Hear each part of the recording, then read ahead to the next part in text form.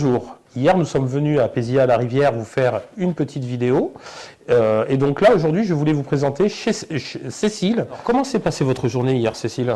La journée au début ça allait à peu près puisqu'on était toujours en alerte orange, donc bon voilà. Et après quand on est passé en alerte rouge avec le message en plus qu'on a reçu, c'est vrai que moi en tant que maman je me demandais quand même s'il y allait quelque chose qui allait s'envoler ou même un arbre qui allait tomber. C'est vrai qu'en regardant les réseaux sociaux on voyait qu'il y avait quand même beaucoup d'interventions de ce genre sur le département. D'accord. Bon, on a eu beaucoup de coupures de courant. Vous m'avez appelé d'ailleurs hier matin Oui. parce que en fait on avait un souci, c'est qu'on avait des coupures, le courant qui revenait, qui se coupait, qui revenait, qui se coupait, et du coup vous aviez un souci d'électricité. Oui, parce que en fait Enedis faisait des coupures et remettait l'électricité, et en fait nous on a la batterie, et en fait ça a empêché la batterie de prendre le relais. Donc à ce moment-là, mon compagnon vous a appelé, et une fois que vous avez fait l'intervention sur la batterie, bon, ben, on n'a plus de soucis. J'aimerais revenir sur un point. En combien de temps on est intervenu chez vous? Rapidement, puisque en 20 minutes, une demi-heure, vous étiez C'était à la réglé. maison. Voilà. Oui. Donc voilà, aujourd'hui c'est la force aujourd'hui de GH Énergie, c'est d'être là à vos côtés, même après la vente. Donc là aujourd'hui, il faut savoir que cette maison, ça fait maintenant 24 heures qu'elle n'est plus alimentée par le réseau d'EDF. Et là, actuellement, il vous reste combien? 52%. 52% de batterie. Donc, on a un bébé dans cette maison qui a 2 mois. Donc, c'est important quand même pour les biberons et autres d'avoir de l'électricité. Donc, vous ne regrettez pas d'être passé par notre entreprise et d'avoir aujourd'hui cette autonomie, parce que souvent, quand on met de la batterie, on se dit, mais il n'y a plus de coupure de courant. On est à Pézilla-la-Rivière, on n'est pas loin de Perpignan.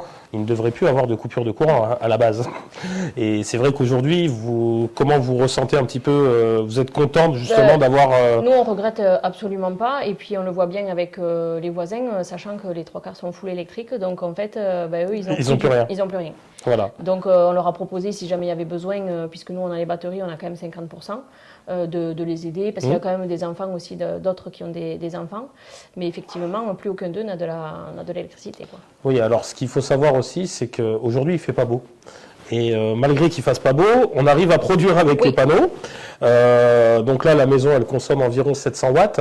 On a les panneaux qui produisent 400 watts. Donc en gros, on prend dans le parc à batterie 280, 260 watts.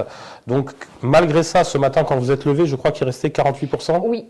Aujourd'hui, on est là, à ce moment-là, donc il est 14h30. 52. On est à 52%, donc on a réussi à charger et à vivre dans la maison. Pourquoi? Parce qu'on a en fait une des seules armoires de stockage qui relance l'installation photovoltaïque pour s'autosuffire en fait. Et c'est pour ça qu'on arrive à avoir de la batterie. Maintenant, je souhaite qu'Enedis remette ça incessamment sous peu. Justement, je voulais aussi vous parler de notre application.